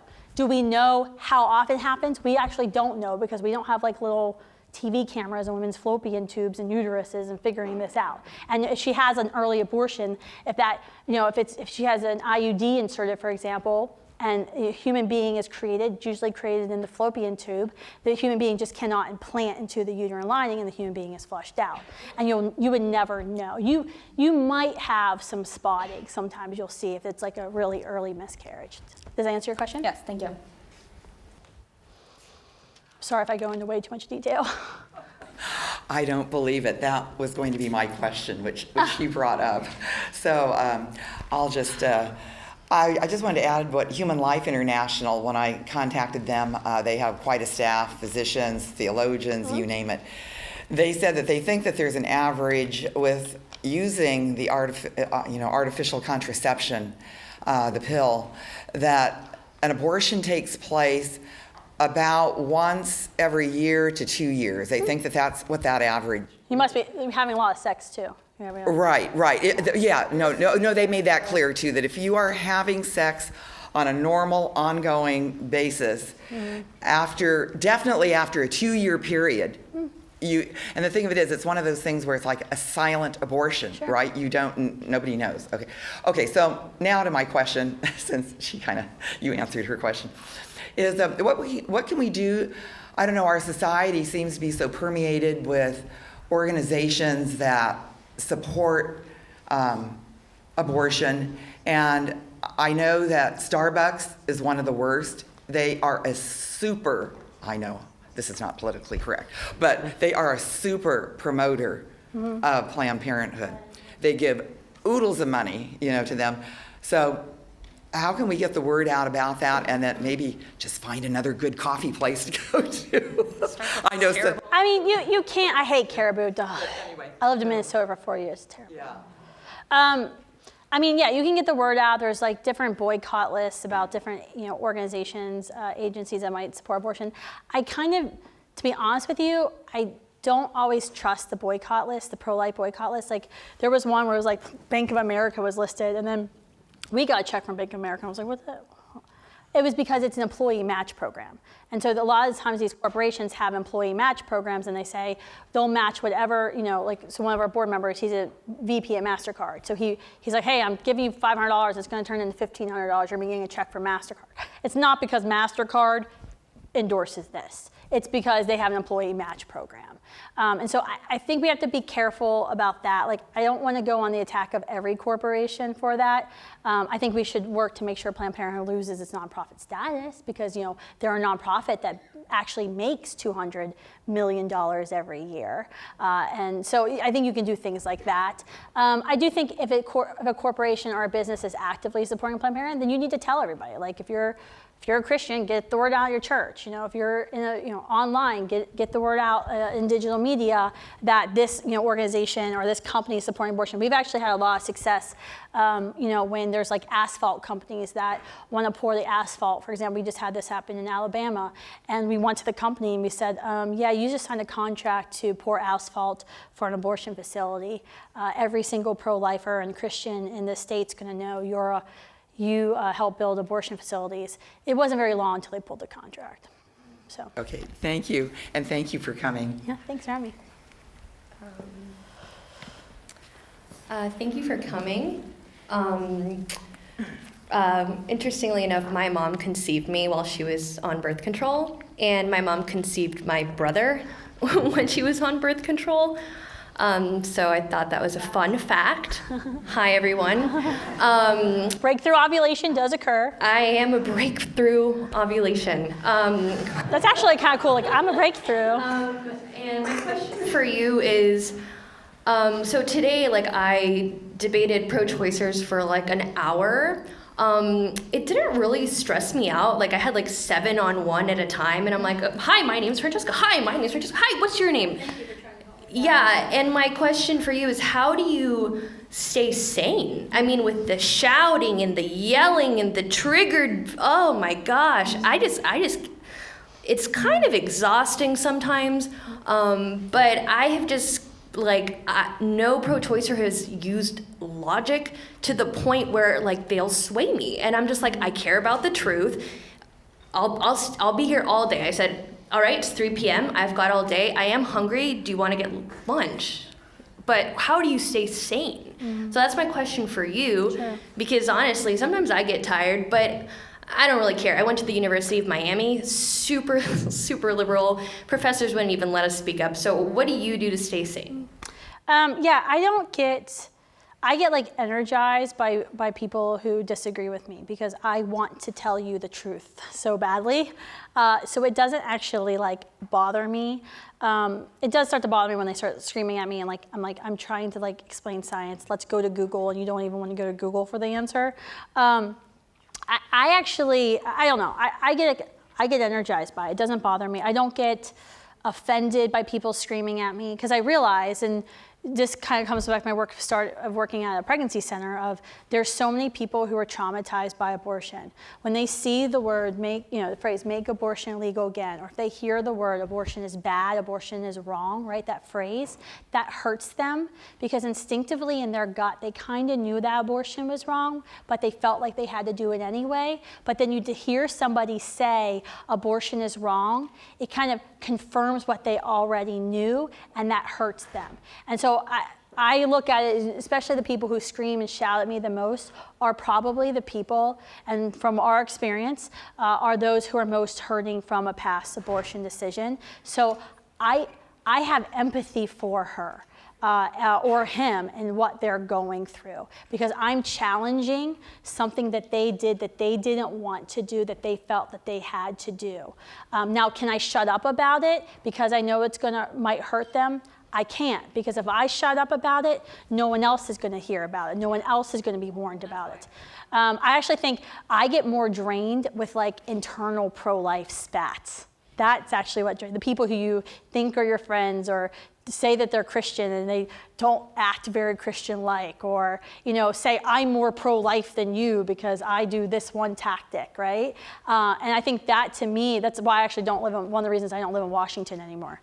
Because that actually drains me more, is trying to work with people who know and should be on my side, but because of internal politics or because somebody's trying to fundraise more money than others, won't work with you, or will do exactly what you just did and waste a bunch of staff time and money because they don't want to like share credit. That stuff actually bothers me more than people who get angry. I mean, I don't like the Twitter trolls who like attack my kids or call me fat. I mean, that's like, it doesn't even it used to bother me when people would like comment on my looks and like, you're so fat. If you were pro-life, you'd care about your body and blah, blah. I mean, that is like, if I go on MSNBC, I have to turn off my Twitter for like the weekend because that's the comments that I get.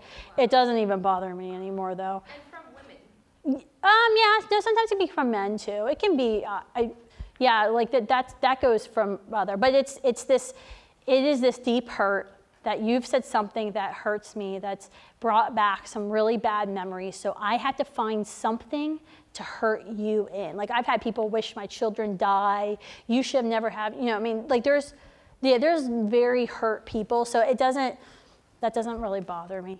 So I'm sorry if it doesn't help you, but. No, this was very helpful. It's different personalities. There's some people like when I was on campus today and there was the whole parade and people shouting, like half of my staff would have like sailboated right out of there. Like, controversy, I'm going to walk away. Me, I was like, I'd stay there all day if I could. I had to be dragged away. So, next question. I have one more. Sure. With your proposed legislation, what are your thoughts on keeping abortions legal for rape victims, victims of incest, or when the mother's life is at risk, given the physical and emotional traumas? Good. You have a good question. Thank you. Okay, so let me unpack. I'm going to split it up into two, okay?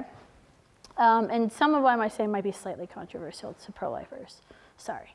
I always offend somebody. So, one, there's not a national pro-life organization or pro-life leader who would say that a woman who is going to die, if she continues to gestate the other human being inside of her or birth a human being, there's no one who would say she should be forced to put her child's life over her own. Because as pro-lifers, we believe mom and child are equal, right?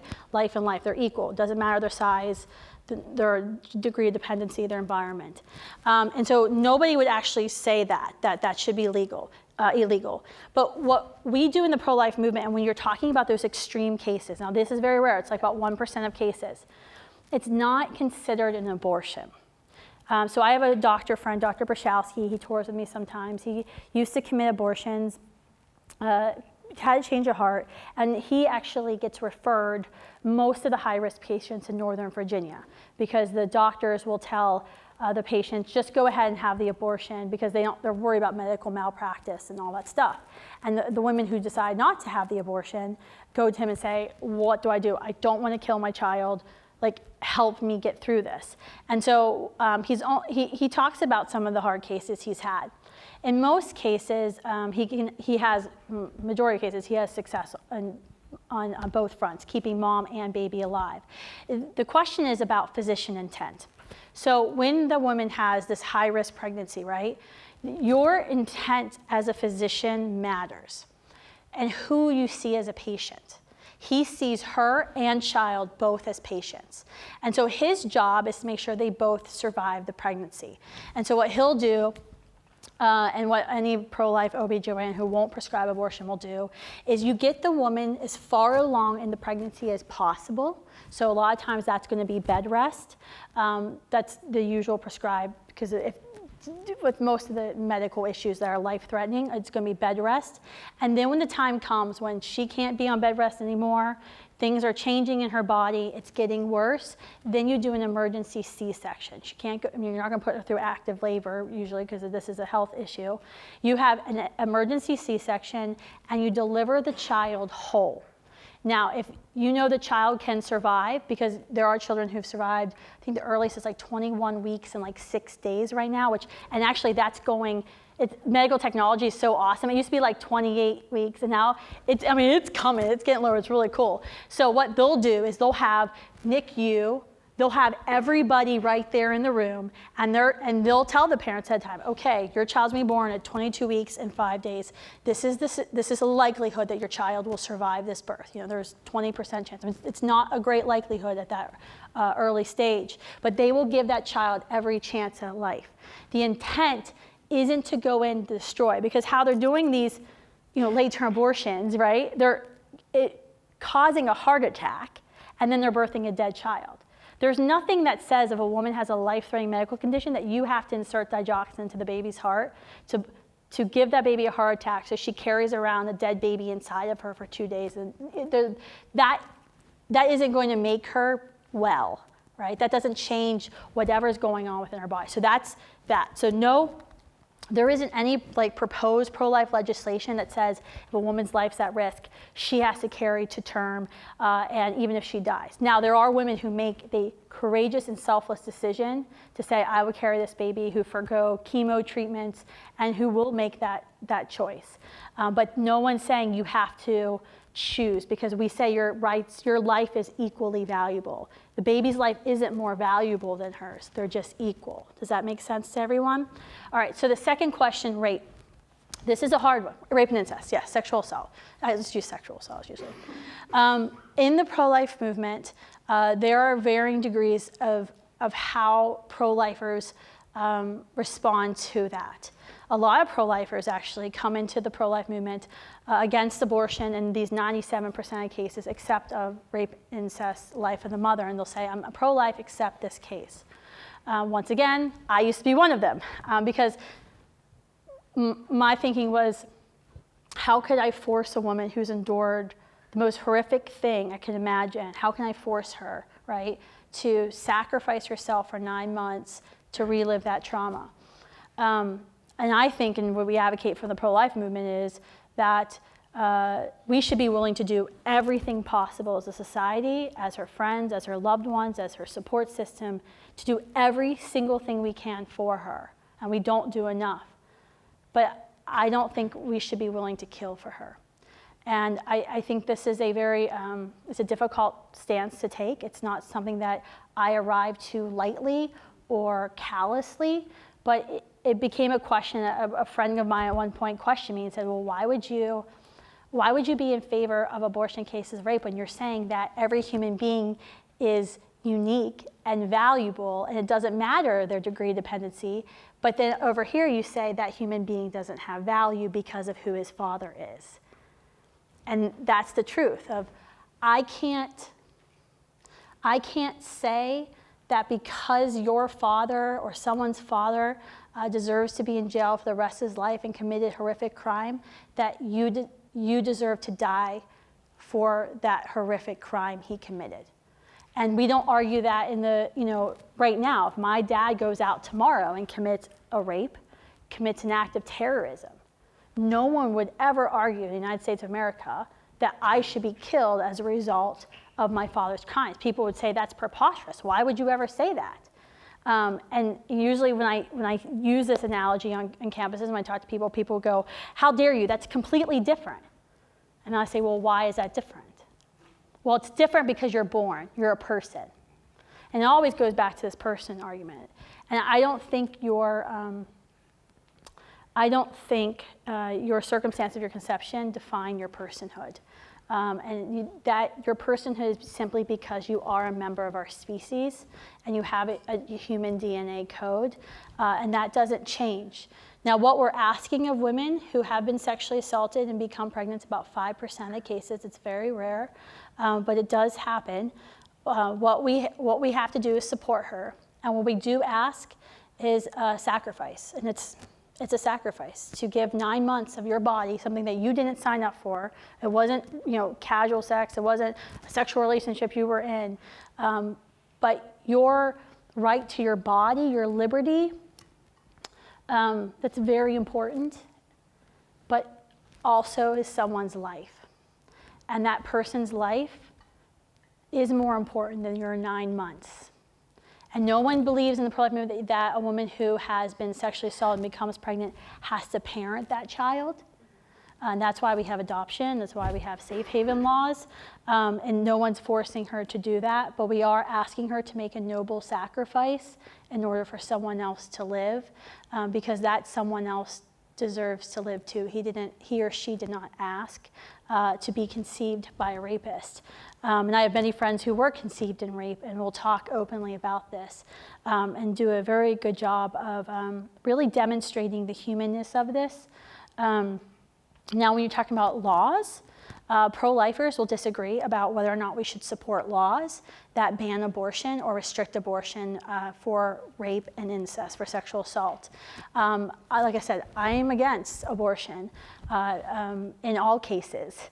And I have to be consistent, because that would make me a hypocrite if I wasn't. But for all the reasons I just said. However, I have supported laws, and I would support laws. I'd vote for politicians who support laws that included those exceptions, because if we can ban 97% of abortions, that's a really great start. So, thank you. Hi. Hi, I wanted to go back to your mention of social advocacy. In our society, there have been a lot of dual income households lately, and I feel like lately. Yeah, lately. Since like 1950s. Yeah. Exactly. Yeah. Well, ever since like the 70s or the 60s. Well, since World War II. Yeah, since World War II. Yeah, and women came into the workplace and such, and even in the latest State of the Union speech, our president touted how good female employment is, and I just got to say, when he said that, I was like mortified. Like, what kind of society you're trying to create where women aren't able to have kids because they have to have a second income in order to live, Do you have a question? to have a family. I was wondering, do you have a view on dual income households and whether that's a thing that ought to be advocated for or against? I don't really have a view on dual income households. I will tell you, as someone who had a dual income household and has 4 children, it was pretty hellacious, and it's not easy. I actually think that the challenge we have, it's not about women working. My husband doesn't work. He stays at home. He works, but he homeschools. It's a different form of work that you don't get paid for or any tax benefits for. I think that the challenge is, and you saw with, women went to the workplace and during World War II, because the men were off fighting the war, women were working in the factories, and they continued to work. They enjoyed working. So I don't think it's a thing if we limit women. I think though families should be able though to make enough money and to survive with one person working. I actually would advocate that. I think my husband and I often, we remark like, it is like such a blessing. It's crazy, our life is crazy. And like I was talking about those home studies, I don't think we would pass probably a foster care home study in my house because my house is so insane. But we have like such a crazy life. Like we're going on a camping trip for 2 months. Like we're living in a camper. It's gonna be nuts. We do all these really cool things because we're always home together. Like when I'm not traveling, I'm at home, I'm working from home. And we're able to do that because he doesn't have to go to work. He can homeschool from any place. If we wanna go to a movie theater in the middle of the day to make sure our kids aren't exposed to other people's nasty germs, we just get up and go to the movie theater. So there's all these really great things, and I always think about like, man, when I was growing up, my parents both worked, and they had to work. I mean, there wasn't like an option. Like that really sucked. Like my mom would see me for half an hour in the morning, and it was usually a lot of screaming and yelling. And I would go to the bus stop. I would come home at like 3:30. I would do my homework. She would get home at 4:30. She would rush in, stressed out, make dinner, and then we were evangelical, so then I'd probably have to go to some church function, and then I had to come back home, and then at 8:30 I had to go back, get my bath, and I'd go be in bed, at least be in my bedroom by like 9 or 9:30. Like the actual time that my parents got with me growing up, I was like, that like sucks. Like I'm with my kids like all day long. My husband's with my kids all day long. Now that might prove to be a mistake later on. I got one that's like a mini Jonathan. But like that's sad. And I think it's sad that parents feel like they have to do that. So I wouldn't go as far as what you're saying is like women. I just think that parents should be able to say, oh, one of us is going to stay home. Because I think men are just as equally important. Does that make sense? But I just think it's, basically, women were working and then women wanted to continue to work, and everything, all the prices got more expensive. It got more expensive to raise a family. Everything got more expensive. And so it didn't actually, like, two people working didn't make families richer. It didn't. It's like, right, it's bad. So, yeah. But that's just my personal experience. I'm just going to lean because I'm getting tired. I'm on East Coast time. I've been up since 4 a.m. and I've eaten, so if I pass out. Thank you for coming. Yeah. Thank you for making an effort to speak here. I would say that I edge on the side of pro-choice, but I strongly believe in listening to both sides of the argument and valuing what people say. Mm-hmm. So I was going to frame my question in a way that says, I very value presenting information in a non-biased way. And I was going to say that you could probably frame an argument where you pick and choose details and statistics about animals being manslaughtered or treated extremely awfully in a way that it would leave the same emotional reaction and point that you did. But knowing your view on animals now, I can't eat meat for like a I month. think, yeah, I think I'm going to change the question a bit to focus on humans because you value humans. So I think I could probably frame an argument in which I evaluate children who were, as you say, left to, say, a police station or a hospital within that 72 hours after their birth, where their parents leave their future up to a chance. Now, regardless of what the statistics of those chance might be, I think I could probably choose instances where I could see terrible outcomes, where they go to a bad foster home. It leads to a life of a lot of suffering. And I value life, but I also value maximizing happiness and minimizing suffering. So my question is, how would you say that your argument has been presented in an unbiased way? And also, how do you draw the line between just valuing life, but also valuing quality of life and minimizing suffering? Sure. Since some of the decisions of pro-life lead to lives in which there's an increased chance of suffering. Yeah, I mean, you definitely have that. You never know when you conceive another human being what that person's chance of suffering will be. I mean, one, I think we need to understand that we all will suffer in our life. Some of us will suffer more than others. Some of us will have physical suffering. Some of us will have emotional suffering. Some of us will have, both. I don't actually think. I think it's actually pretty sad when I hear an argument in favor of abortion. And I understand because it's a compassion, the stance is trying to be compassionate of someone's going to suffer, and I don't want that person to suffer. Therefore, I think abortion should be legal.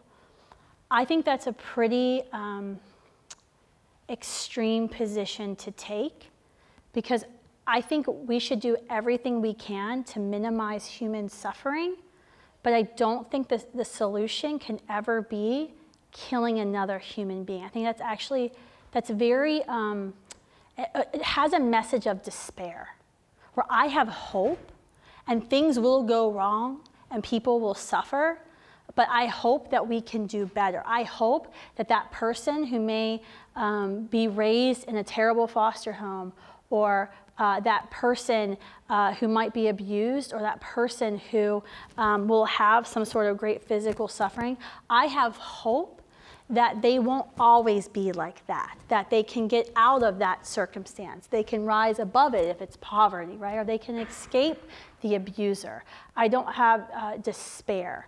I think when you're talking about maximizing happiness, I'm really glad you brought that up, because I actually think that comes up a lot. It's not actually said and presented the way you said it, but it's actually an undercurrent we hear a lot in the pro-life movement, this notion of happiness, right? Of, 93% of all abortions are committed not because there's an adverse prenatal diagnosis, sexual assault, or life of murder. 93% are for reasons other than that, and it's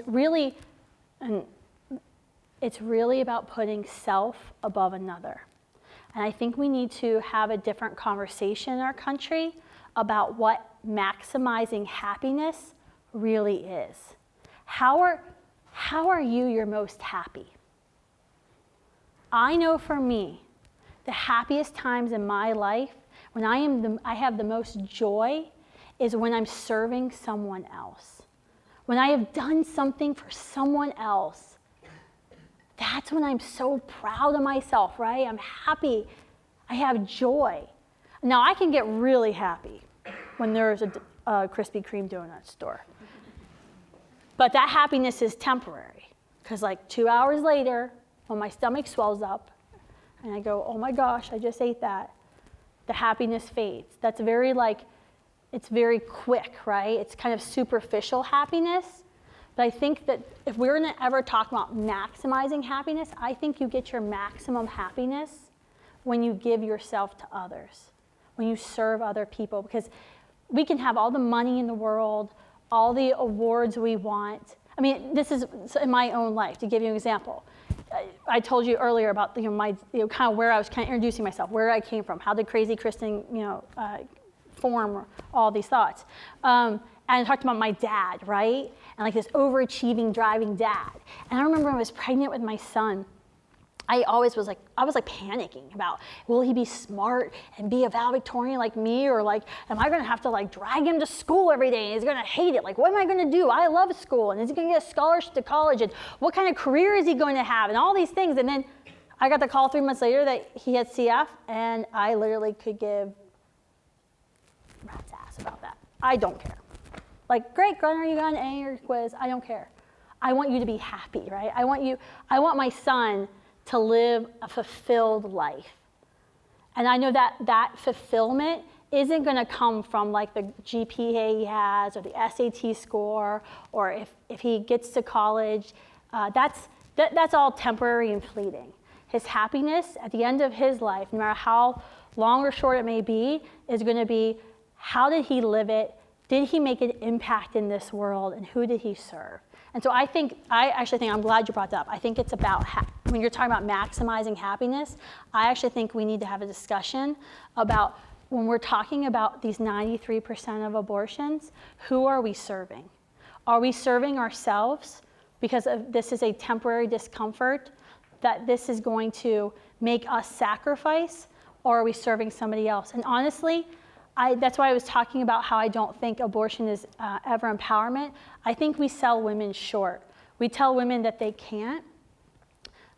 I know each and every one of us is capable of great sacrifice. Each and every one of us can do that. And I think that's how we get to our maximum happiness, because I don't think you're ever going to get your maximum happiness by saying you got there by eliminating another human person. Does that make sense? It makes sense, yeah. I understand your argument, yeah.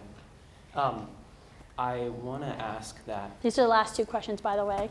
I want to ask that. I think I people who would argue for pro-choice might have the same concerns, that they wish the best for their child in the future, that they wish the best life, and that they would make the argument for abortion if they're unsure, severely unsure about that child's future. Sure. So they're kind of there are a lot of people make a very almost similar exact argument that you do. So I just how don't do you think think the that solution's killing them, though.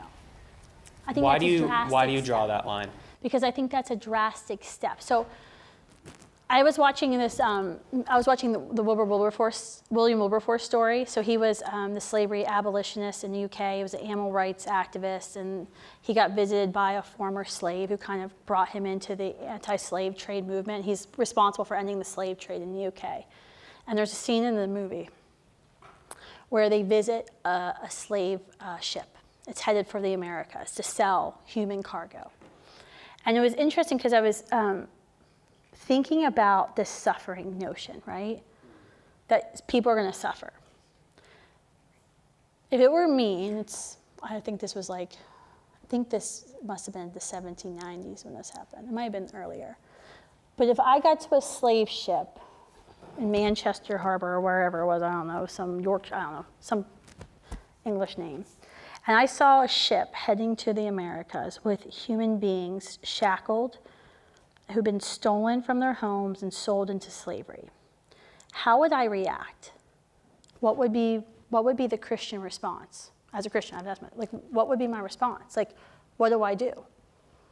And it was interesting, I was talking to someone about suffering, every single person on that ship is going to suffer, right? Is our solution go onto that ship for as long as possible until they figure out who you are, deliver food, water, comfort, whatever you can to the human beings on that ship, and knowing that at some point they're going to throw you overboard and figure out you're not part of the crew? Me, a woman, I would be very fast. Or do I blow up that ship? Because I know every single person on that ship is bound for suffering. And may never, some of them might escape slavery, but a lot of them won't. A lot of them will die slaves. I don't know anybody who says, yeah, we should blow, that's the Christian response. Let's blow up that ship. And I think when I hear the argument that abortion, we need abortion, or I feel like I have to choose abortion because I know my child is going to suffer, or this child's going to suffer because he's going to be born into an abusive situation and live in poverty, I think of that analogy. No one would ever advocate that a 2-year-old who's living in poverty, or a 2-year-old who's being abused, or 2-year-olds living in a terrible foster care situation should be be killed. But then we say that the baby should, and we don't actually even know if that's going to happen. And no one would blow up. I don't know anybody who would say, yes, the most merciful thing to do is to blow up that ship, that some people will die, some people will lose limbs, whatever. Does that make sense? It makes sense. I think that, never mind. Can I do the other two questions? I appreciate it. Yeah, Thank you for expanding my knowledge. Thank you. Thank you for coming. Yeah. You guys are excellent questions. I was a little unsure after today's exhibit, but I think all of the yelling got out of its system, so. Alrighty, well, so thank you so much for coming, and thank you for this mic person who just has to keep his hand up. It's from experience, because sometimes people get on a roll. But yeah, well, thank you. I missed half of the talk, but I thought I'd ask a question anyway. Mine's kind of about argumentation. So I think a lot of things come down to definition and how you define things. And as a person of faith, I do take the definition as, human is from conception to natural death, right? And I'm sure that's your position as well. But my question with that is that with people with so many different faiths and so many different belief systems, is how do you reconcile your faith with definition? So how do you define what a human person is without bringing in faith? Sure. Because you have to define it like that. Some people think it's the third trimester when they become a human. Well, see, scientifically though, we know at the moment of conception when egg and sperm unite, that moment a unique, unrepeatable DNA code comes into existence. That's a new, and who's self-directed, by the way, that's a new human being. So it's not actually religious. In fact, there's a lot of religious people throughout the history of the Catholic Church who didn't really understand when it all happened, right? Took a while for science to be hey, by the way, this is what happens. So I don't think that's a religious argument. I think that's a very scientific argument that this is when human life. There's no other point that you can actually point to, because if you start saying, oh, well, I'm not religious, therefore personhood doesn't start in the third trimester, okay, what about the child born one day before the 3rd trimester who survived? Are they just like a living non-person? And so it gets very slippery. So it used to be, you would hear an argument all the time of viability. Oh, the baby doesn't have any rights, it's not a person until viability. You don't actually hear that argument anymore because science is so awesome that we're sustaining life early and earlier and earlier. So who knows when viability is? Like there's the, over the 50% threshold that you'll survive, but the babies are being born earlier and earlier. So it's actually a slippery slope if you start saying, well, you are a full person when you have full conscience, right? You have full consciousness, right? And self-awareness. Well, if that's your argument, I hear that all the time, then newborns also should be able to be killed. Or, I think you can't assign and just kind of arbitrarily make this up, because then you're going to have varying degrees. I said this earlier, you'll get varying degrees of personhood. Like men aren't cognitively fully developed until they're 25. Women actually develop about 22, 23. So that means the 22-year-old women in this room could be more human than the 25-year-old human. And after you hit 25, it actually all goes down. So then you actually start losing development. So then the old people, they are actually way less, so it gets very tricky when you start saying, oh, you're more human, or you have more personhood rights than someone else. Like, we know in history, right, it is never a good idea for humans to make laws defining arbitrary points of when persons are a person with rights. Thank you so much. So I guess I'm the last question. Yeah, you are. Got a couple things to say. First thing, you mentioned you use Google. Yep. Google's your enemy. Google discriminates against conservative employees. They do. They downrank conservative search results. Sure. Google's your enemy. Please keep that in mind, please. I think Google is something, though. Yes. Do I agree with every corporate position of Google? No. I do think it's something that we have to use. Like, do not make me use Yahoo. I hate Yahoo, Ask Jeeves, or Bing. I hate all of them.